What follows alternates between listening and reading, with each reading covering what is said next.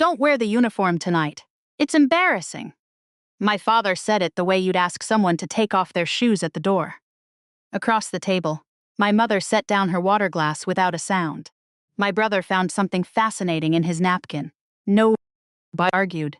In that house, his sentences were never questions. I was 43 years old, a retired Marine with 16 years in, and a man who once left me behind with $317 was telling me my service made him look bad in front of his church friends. I wish I could tell you that landed like a slap. It didn't. I just felt tired. The kind of tired that has nothing to do with sleep. So I took the jacket off, folded it over the chair, and I smiled. Because I already knew what was sitting inside the envelope in my purse, the thing none of them had read yet. 3 days earlier, a lawyer in San Antonio had made one quiet phone call.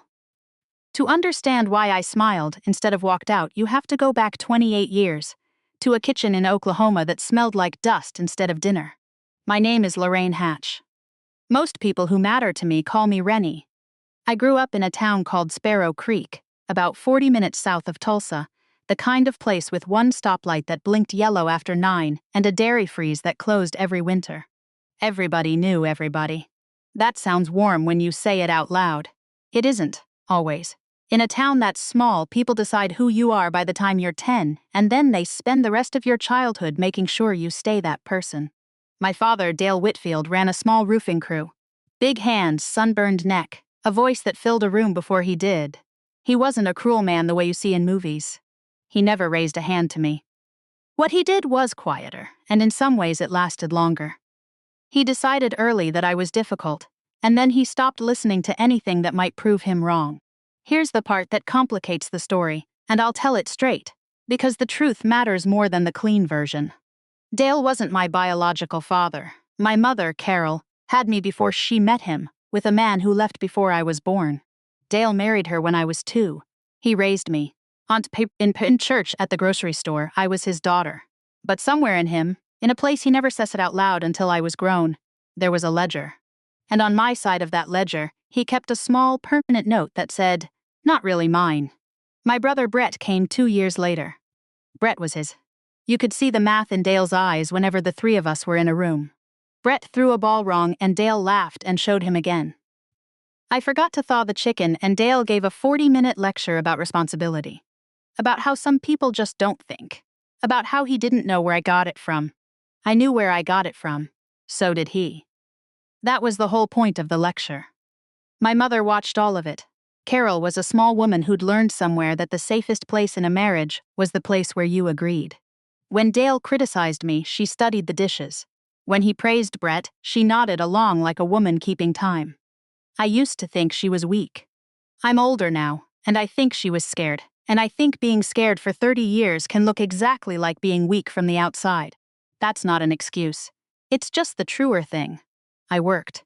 From the time I was 13, I buzzed tables at a place called the Blue Sparrow Cafe, out on the county road, and I was good at it because I'd had practice being invisible and useful at the same time.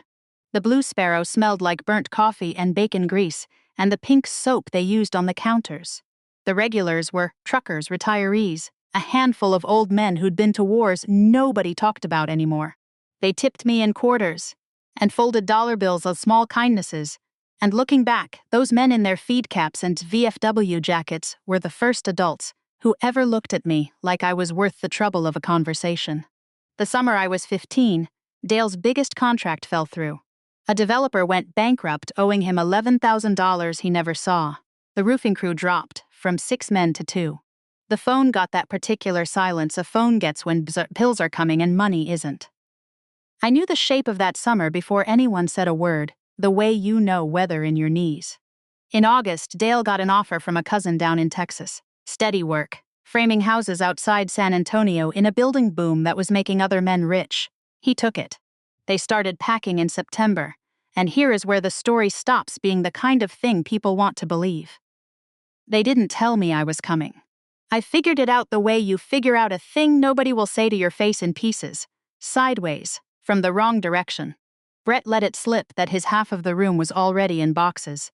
My mother kept not meeting my eyes, and one night, doing dishes, I heard Dale on the porch with his cousin on the phone, and I heard him say my name, and I heard him say, She's near enough grown. She'll land on her feet. She always does. She'll land on her feet. As if I'd ever once been thrown anywhere on purpose and given the chance to land. I want to be careful here, because this is the part where a lazy story reaches for a monster. Dale wasn't a monster. That's worse, somehow. He'd convinced himself of a small, comfortable lie that I was tough, that I didn't need much, that I'd be fine, and the lie let him do a thing a monster would have at least had to feel. He didn't have to feel anything. He'd already filed me under fine. I came home from a closing shift on a Thursday in October. The house was half empty. No couch, no television, the rectangles on the wall where pictures used to hang showing brighter against the faded paint. The kitchen smelled like dust and the cardboard of packing boxes. On the counter, under the salt shaker so it wouldn't blow off, when the door opened, was an envelope with my name on it, in my mother's handwriting, not his. $317 in cash, 10s and 20s, and a lot of singles, the kind of money you put together from a coffee can and a coat pocket and the bottom of a purse. And a note. 4 lines. Rennie Dale got work in Texas and we had to go fast. The Hendersons next door know you're staying for now. Be good. We'll send word when we're settled. Mom, we'll send word. I waited 8 months for word. I'm 43 now. I'm still technically waiting. People imagine a moment like that comes with screaming. It doesn't. Shock is quiet. I sat down at the kitchen table that wasn't ours anymore. They'd left it because it was too heavy to move, and I counted the money twice. Because counting was a thing I could do with my hands while the rest of me caught up. The refrigerator hummed. It was the only thing in the house that hadn't abandoned me, and it occurred to me, in a flat, strange way, that they'd left it running so the milk wouldn't spoil. They'd thought about the milk. That's the detail I never help people, because it's the one that still does something to me. They remembered the milk. I didn't cry that night. I locked both doors, sat on the floor in my bedroom, the one room they hadn't touched, because there was nothing in it they wanted, and I made a list. I was 15 and my family had driven 600 miles in the wrong direction, and I made a list of what I'd need to not become a story people whispered about at the Blue Sparrow. Rent, school, food, a way to be 16, then 17, then gone. The Hendersons next door were kind and overwhelmed and had 4 kids of their own. They couldn't take me in, not really, but they made the call that changed everything. They phoned my grandmother, my mother's mother, Opal Reyes, who lived 2 hours east in a town called Caddo Bluff, and who Dale had quietly disliked for as long as I'd been alive. Because Opal had a way of looking at a man and pricing him correctly. Opal drove over the next morning in a Buick the color of a bruise, with brakes that announced her arrival from a block away. She walked into that half-empty house, read the note once, set it down on the counter, and said a sentence I have repeated to myself in hard moments ever since. Well, she said, he always did mistake quiet for permission. Then, she told me to pack what I loved, not what I owned, and we'd sort the difference out later. The thing about getting saved is that nobody tells you it doesn't feel like being saved. It feels like more uncertainty wearing a kinder face. Opal was 71.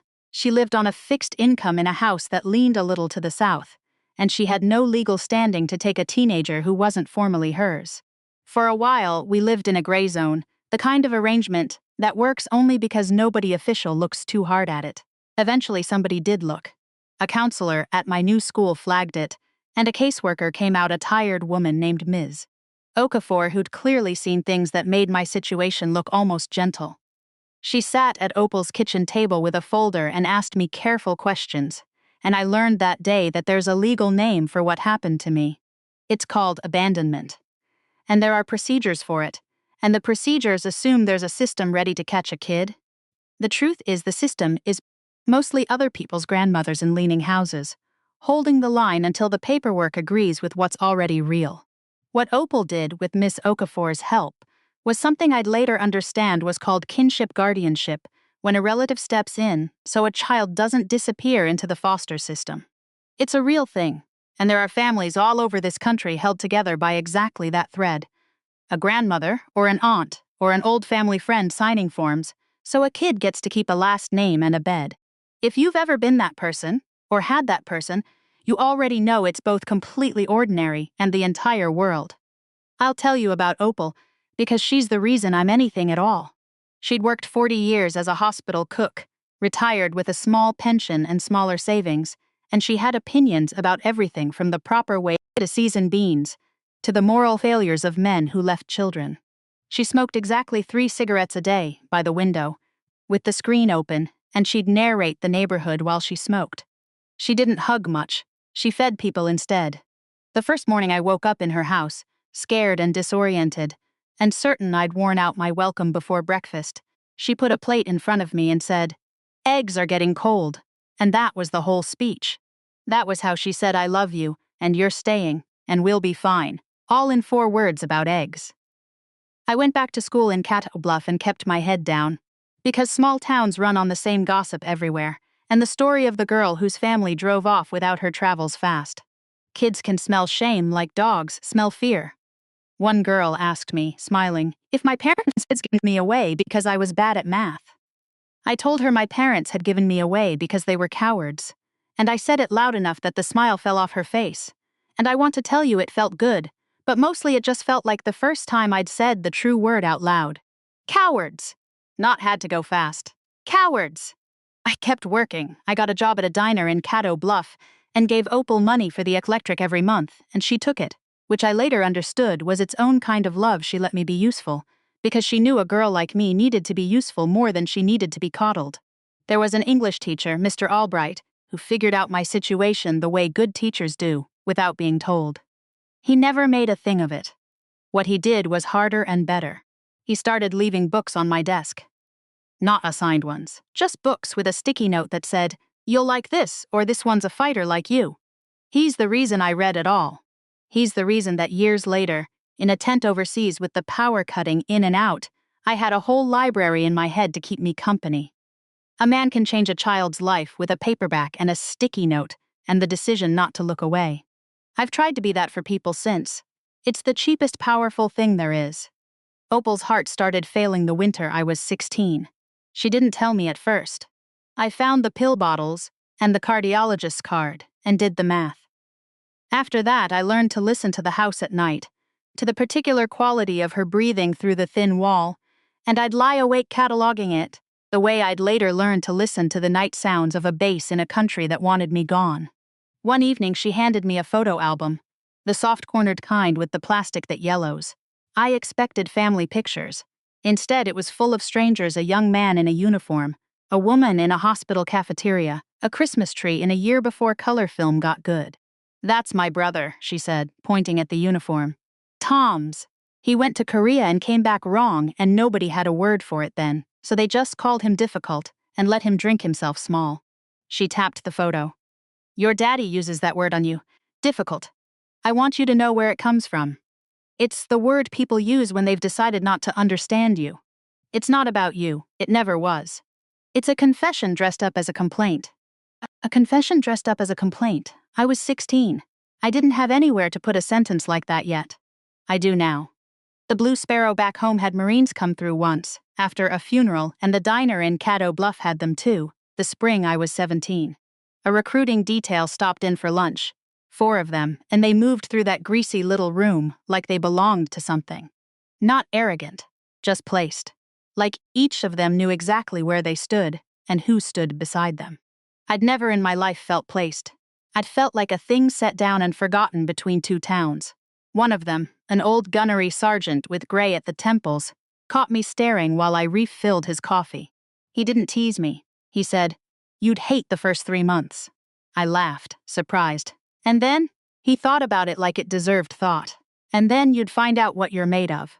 Some people spend their whole lives not knowing. You'd know?" He left me a tip that was too big and a brochure I didn't ask for. And I kept that brochure in my school binder for a year like a door I wasn't ready to open. Opal died 3 weeks before my high school graduation. Her heart, in the night, quietly, the way she did most things. I found her in the morning. I'm not going to describe it. Some things you carry without handing them to other people. She'd left a letter in the kitchen drawer, under the dish towels, with my name on it. I'll give you the part I can say out loud. "Rennie, if you're reading this, you're sitting in my kitchen trying to figure out how to carry the whole world by yourself again, and I'm telling you to stop it. You are not difficult. You are not You were never the problem in that house. You were just the only one brave enough to be a problem. And brave gets called difficult by cowards. Go be brave somewhere that deserves you. Eat something. Opal 11 people came to her funeral. My parents weren't among them. They didn't know. I didn't tell them. I buried the only person who'd ever chosen me, and then I went home to a leaning house that was suddenly completely mine and completely empty, and I sat at the table and I made another list. The brochure was still in my binder. 3 weeks after I buried her, I signed the papers. The recruiter, a staff sergeant named Pruitt, asked me the standard questions and then one that wasn't standard. He looked at my file, at the guardianship, at the dead grandmother and the parents in another state, and he asked, quiet, "Anybody coming to see you off?" I said no. He nodded like he'd heard that answer before, and it never got easier to hear. "Then I'll come," he said. And he did. At 5 a.m. at a bus stop outside a town nobody's heard of, a staff sergeant who owed me nothing stood in the cold so that one person would watch me leave. I've never forgotten it. The people who show up. They're a different species, and they're rarer than they should be. I want to tell you boot camp broke me down and built me back up, but that's the brochure version. Here's the real one. Boot camp didn't build me. It found the thing already in me, the muscle a kid grows when she's been surviving alone since 15, and it gave that muscle a name and a job. The other recruits cried for their mothers the first week. I'd done my crying years before, in a house that smelled like dust. What scared me wasn't the drill instructors. It was the quiet voice underneath, the one Dale installed, that whispered, "See, you don't belong here either."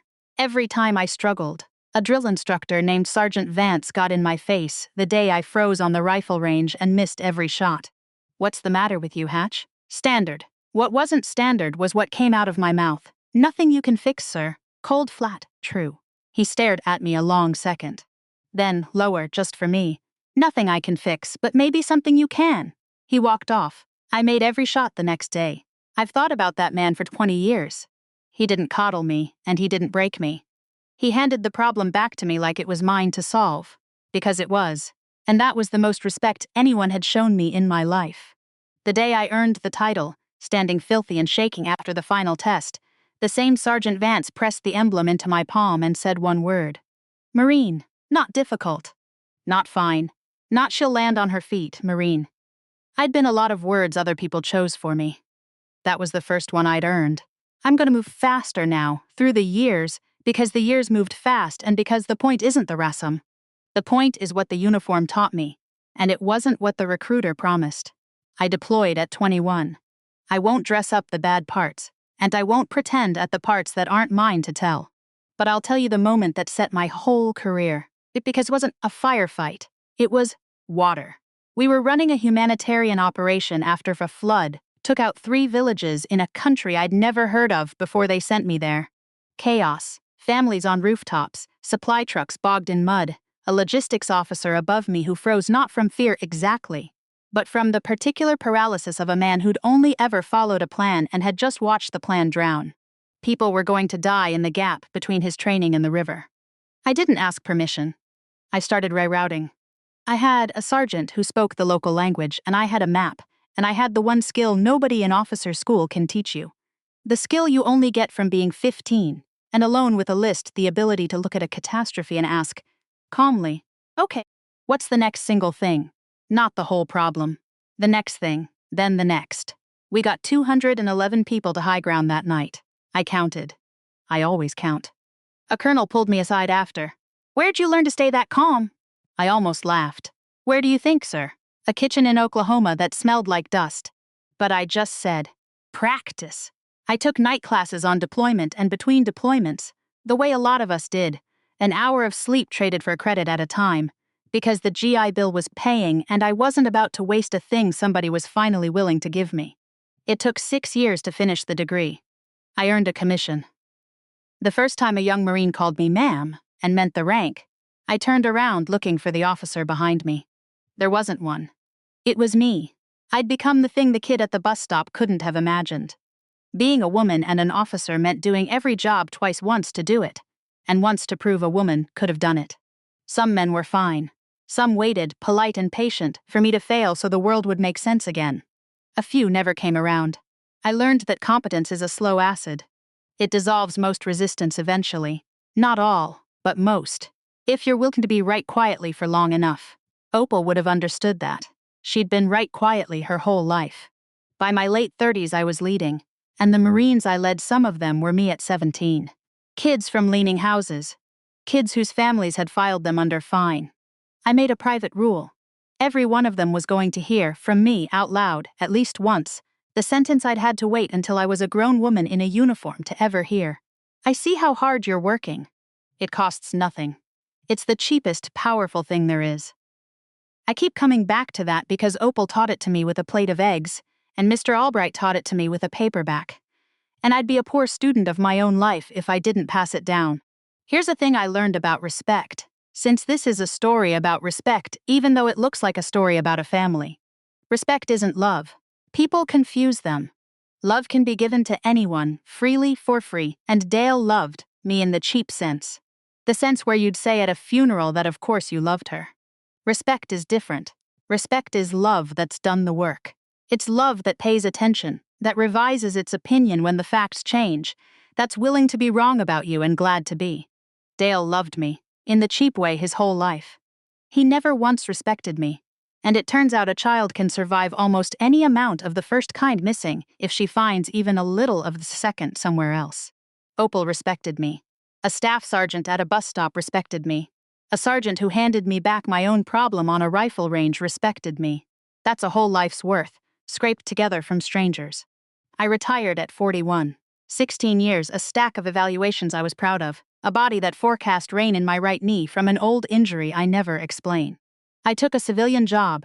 I actually cared about running placement programs for veterans coming out. The housing and jobs piece. The part where the country either keeps its promise or doesn't. I'd watched too many good people leave the service and fall straight through the floor, sleeping in cars while too proud to say the word homeless, and I'd decided to spend the second half of my life standing in that particular gap. The next single thing, then the next. There are real programs for this, the kind that work when they're funded and a person who cares is running them, and I wanted to be the person who cares. That work is how my family found me. Or rather, how I made the mistake of becoming findable.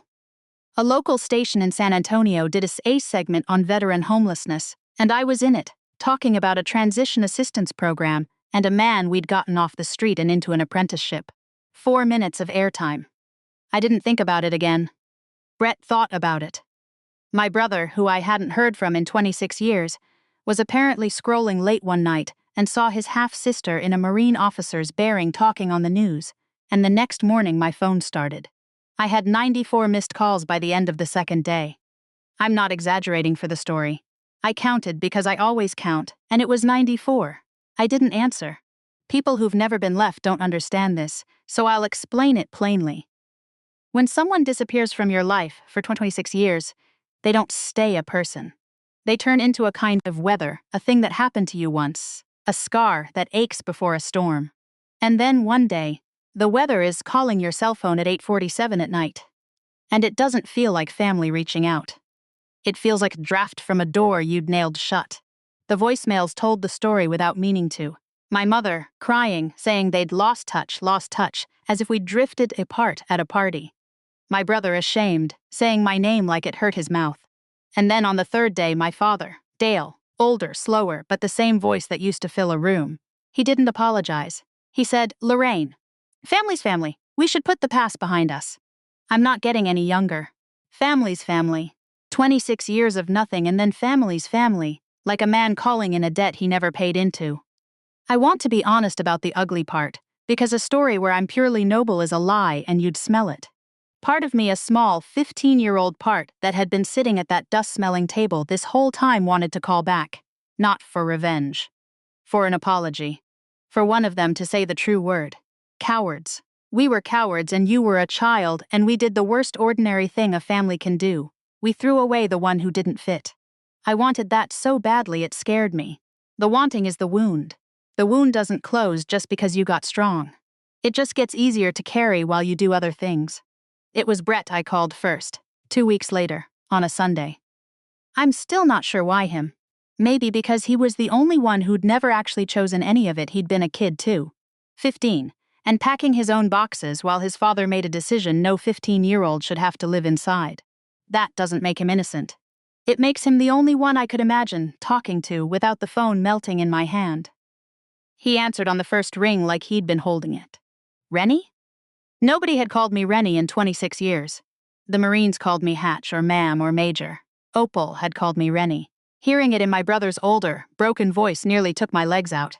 Yeah, I said, he cried, not performing it. The kind a grown man does when he's been carrying something heavy so long, he forgot it was optional to set it down. And the first real sentence he managed was the one I'd waited 26 years for, and it didn't come from the person I needed it from, but it came. We did a terrible thing to you, he said. I did. I didn't fight for you and I should have, and I've known it every single day. I sat down on my kitchen floor. I'm a 43-year-old retired Marine, and I sat down on the floor like the bottom had dropped out, because it had. We talked for 2 hours. I told him about the note, the milk, the $317. I told him about Opal, and there was a silence on the line, and then he said, Grandma Opal died? And I realized he didn't know. And I realized something colder underneath that. Dad told us she cut the family off. Said she poisoned you against us. Said you went with her and chose her side. Dale had rewritten it. Of course he had. He'd taken the thing he did and turned it into a thing I did. And he'd fed it to my brother for 26 years until Brett believed the river had always run that direction. Why now? I asked. The question under every reunion. Why are you all calling now? Brett went quiet too long and the quiet answered before he did. Dad's not doing well, he said finally. His heart, his kidneys. The doctors are using careful words. And there's Rennie. There's some stuff with the house, with what happens to it, and Mom's scared. And Dad started talking about family, about everybody being together, about he stopped. He heard himself. To his credit, he heard himself. God, I'm doing it too. I called you because he's dying and there's money and I'd dressed it up as family. I'm sorry. That's the truth and it's ugly and you deserve the truth.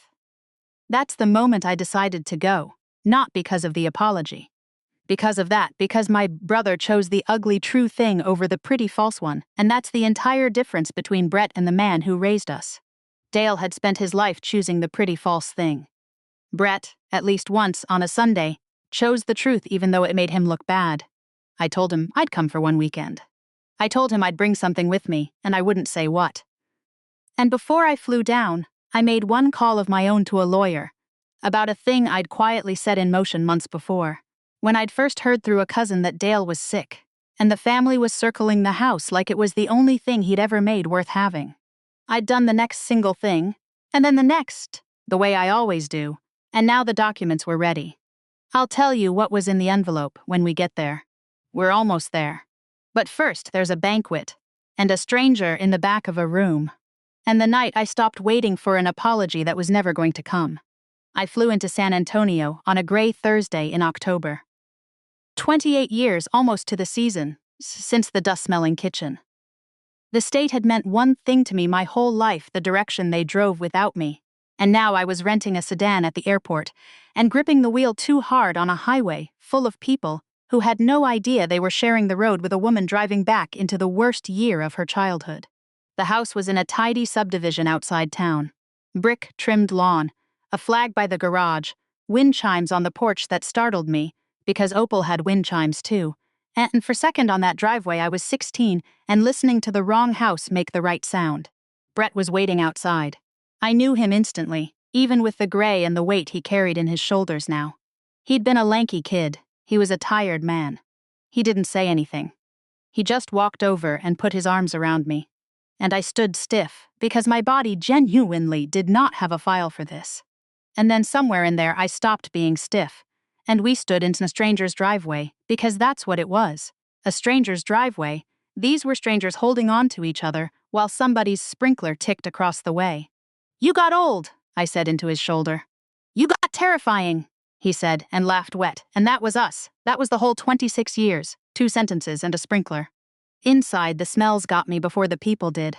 Coffee, laundry, something braising. Family smells, the kind I'd had for 15 years and then never again. My mother stood in the kitchen doorway holding a dish towel so tight her knuckles had gone pale. She was smaller than the woman in my memory. They always are. Lorraine, she breathed. Not Rennie. She'd never earned Rennie.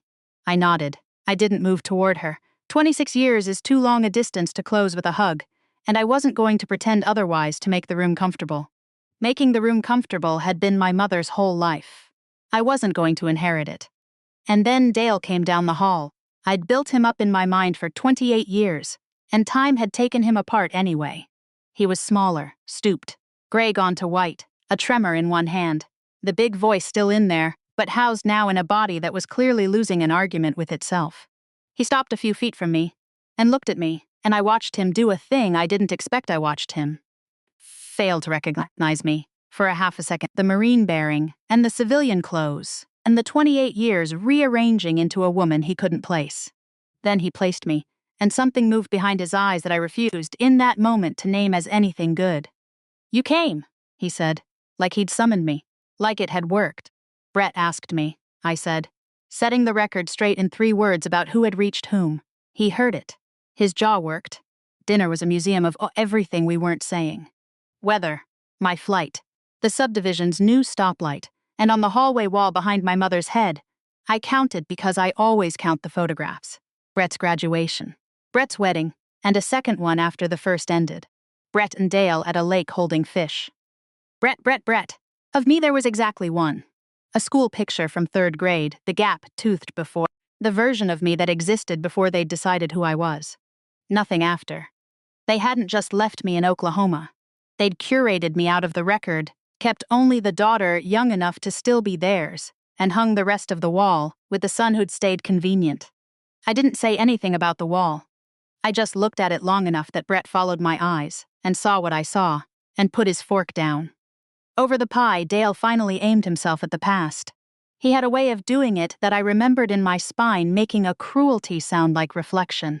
"We did what we thought was right," he said. "You were strong." Stronger than Brett, truth be told. "We figured you'd manage, and look at you, Marines. Officer, we figured right." The room went very still. I set down my fork. I looked at this dying man who had just told me, at his own dinner table, that abandoning a 15-year-old was a sound parenting decision, validated by her later success. And I gave him 6 words, because Opal taught me the sharpest things fit in the smallest space. "I was 15, I said. "Not strong?" Nobody spoke. There was nothing to say, because for once the true thing had been set on the table next to the pie, and it just sat there, and everyone had to look at it. Later, Brett and I sat out back while the old people went to bed early, the way the sick and the guilty do. The Texas night was warm and loud with insects.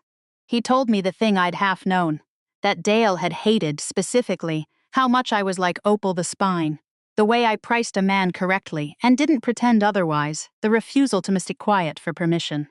"He used to say it like a curse," Brett said. "She's got too much of your grandmother in her. I didn't get it as a kid, I get it now." He wasn't scared you'd fail, Rennie. He was scared you'd see him clearly. And you did. You were the only one in the house who ever did. A confession dressed up as a complaint. Opal had named it 27 years before, in a leaning house, pointing at a dead brother in a photograph. Difficult. The word people use when they've decided not to understand you. "There's the banquet tomorrow," I said. He nodded.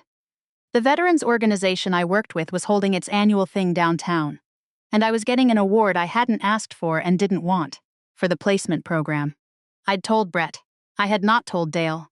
But Dale had heard the way he heard everything, and had announced at dinner that the family would come.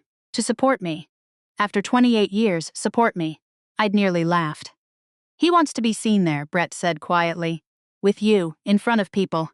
He wants the picture of the proud father and the Marine. That's what this is to him." "I know," I said. "Are you going to let him have it?" I looked out at the dark yard, at the fence line, at the chimes I couldn't see making Opal's sound on a stranger's porch. "I'm going to let the room decide," I said. "I'm not going to give it to him, and I'm not going to take it from him. I'm just going to stand there and let people who actually know me say what's true, and let him sit in it. That's not revenge, Brett. Revenge would be me doing something. I'm done doing things for that man's benefit. I'm just going to let the truth be in the room with him and see if he can stand it." Brett was quiet a while, then, "What's in the envelope?" I smiled. "Tomorrow." The banquet was in a historic hotel ballroom downtown, the kind of room with too many chandeliers and a piano nobody listens to. 300-some people, veterans, families, the people who fund the work and the people the work is for. I almost didn't put the uniform on. I'm retired. I had every reason to wear a civilian dress. But that afternoon, fastening the collar of the dress blues in a hotel bathroom with my hands not quite steady, I understood that the uniform wasn't for them, the family in the third row. It was for the kid at the bus stop. It was for Opal. It was the one set of words I'd earned, and I wasn't going to take it off because a dying man at a dinner table said it embarrassed him. That's the night this story opened on, by the way. The don't wear the uniform that wasn't at the banquet. That was the next dinner. After, when he understood what the banquet had cost him, and tried, one last time, to make me smaller so he'd feel large. But I'm getting ahead. The banquet first. My family sat together near the middle, Dale in a sport coat that hung off his shrunken shoulders, my mother beside him, Brett on the end looking like a man at a sentencing. I sat at the head table. People came by all night, a retired Navy nurse, a young lieutenant who wanted a photo because there still aren't enough women a few ranks up to point to, an old Vietnam corpsman who held my hand in both of his and didn't say anything at all, which said everything. And I watched Dale watch it. I watched the math run behind his eyes. This is more than I gave her credit for. And underneath it, the older, colder calculation. This reflects on me. I made this. Where's my share? Then they called my name for the award. And I went up. And I gave the speech I'd written on the plane. And it was fine. It was about the work. About the men sleeping in cars, too proud to say the word. About the next single thing and then the next. The room was warm. People nodded. It was a good speech, and it wasn't the point. The point was the man in the back. When I finished and the applause was settling, an old man stood up at a table near the rear. Big once, you could tell, gone narrow with age, in a VFW cap and a bolo tie. He stood the way old veterans stand, with effort and absolute decision, and the room quieted around him because a standing old man in a room like that means something is about to be said that matters. "Ma'am," he said. And his voice carried the way Dale's used to, except this was a voice that had earned the room. "You won't remember me." But about 11 years ago, my grandson came back from over there and he wasn't right, and he wouldn't talk, and one night he didn't come home and we found his truck by the river. A sound went through the room, that collective intake. And there was a program, and a woman who ran it, who drove out to that river at 2 a.m. because somebody called her, and who sat in the dirt next to my grandson for 4 hours and didn't say one wise thing, just stayed. He had to stop. He started again. He's got kids now. He's an electrician in Kerrville. And I never got to thank the woman, because she never said her name. She just said, "Tell him somebody saw him." The old man's voice broke clean in half.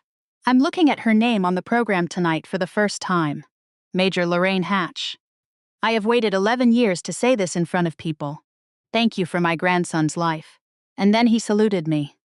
An old man, a private probably, 60 years out of his own war, drew himself up and held a salute to a retired major across a silent ballroom, and I did the only thing you can do. I stood and held it back, and 300 people rose to their feet around us. I want you to understand what I was looking at while that happened. I wasn't looking at the old man, though I'll love him until I die. I was looking past him at the middle of the room at a shrunken man in a sport coat who had spent 28 years certain I was difficult, fine, near-grown, easy to leave, watching an entire ballroom stand up for the daughter he'd thrown away over the milk. My mother had her hand over her mouth. Brett was crying openly, the good kind. And Dale wasn't crying.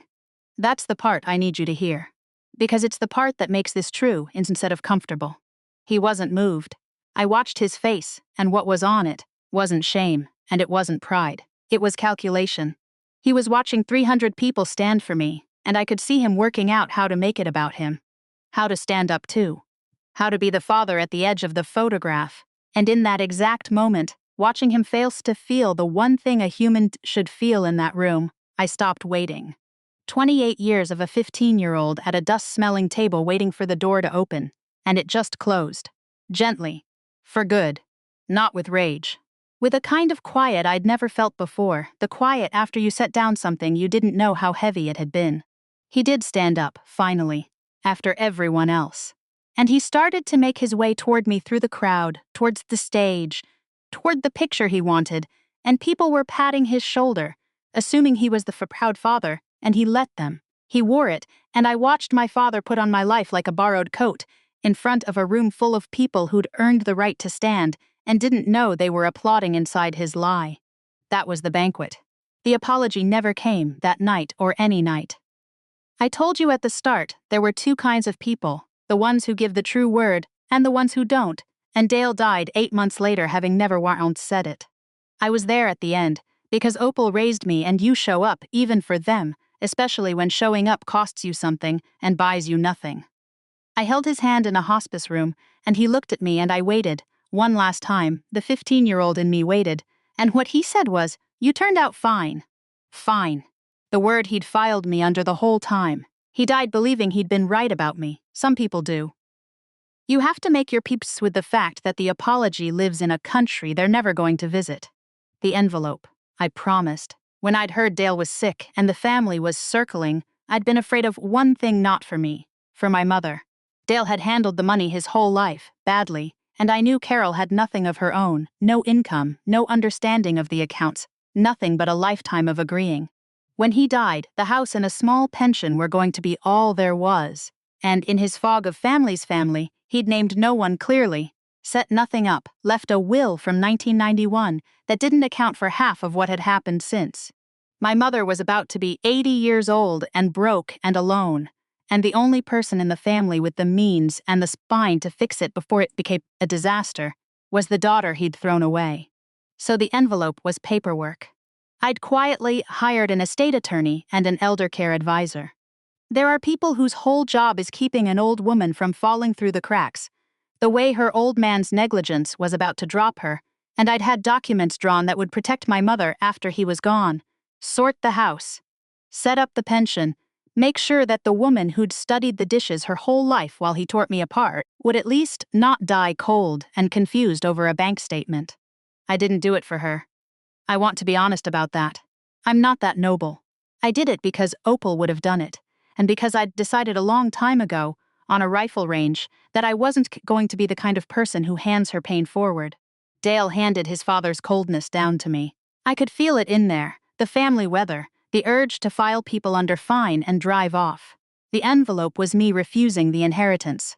Not the money, the coldness. I gave it to my mother the morning after the banquet, the same morning Dale told me to take the uniform off. I put it in her hands and I told her what it was, protection. Hers, no strings drawn up by people I trusted, and she looked at it and looked at me, and she finally said a true thing, the only one she ever managed. I should have stood up, she said. All those years. I should have stood up for you and I didn't, and I told myself it was because I was scared. And it was. But scared isn't the same as right. She held the envelope against her chest. You're taking care of me after all of it. Why? And I gave her 6 words, because Opal taught me the sharpest things fit in the smallest space, and because they were the truest words I owned. Because somebody taught me to. I said. I didn't mean her. I flew home the next day. My knee told me it was going to rain before the plane even boarded, the old injury keeping its own weather, and somewhere over the part of the country where Oklahoma turns into everything else I thought about a leaning house, and a woman who fed people instead of hugging them, and a plate of eggs that meant you're staying. Here's what I know now. At 43, that the 15-year-old at the dust-smelling table couldn't have been told. The people who leave you are telling you the truth about themselves, not about you. Dale's note said you'll figure it out, and he meant it as a dismissal, and it turned out to be the most accurate thing he ever said, and the only gift he ever gave me by accident. I did figure it out, not because I was strong, because strangers were kind, a grandmother, a teacher, a sergeant at a bus stop, an old man at a banquet, and because kindness from strangers, scraped together over a whole life, will outweigh cruelty from family if you let it, if you stay open enough to receive it, which is the hardest thing in the world for a child who's been taught she's difficult. Respect is love that's done its homework. Give it to people. Out loud. The kid you say, I see how hard you're working to, might be sitting at a dust-smelling table you can't see, waiting for one adult to be brave on her behalf. It costs nothing. It's the cheapest powerful thing there is. And the word difficult, when someone aims it at a child, listen for it. It's a confession dressed up as a complaint. It's what people say when they've decided not to understand you. Don't let them make it your name. My grandmother's been gone almost 26 years. There's a bench now, in a veterans transition center in San Antonio, with a small plate on it that doesn't say much. It says, "For Opal, eggs are getting cold." Most people walk past it and never know what it means. I know what it means.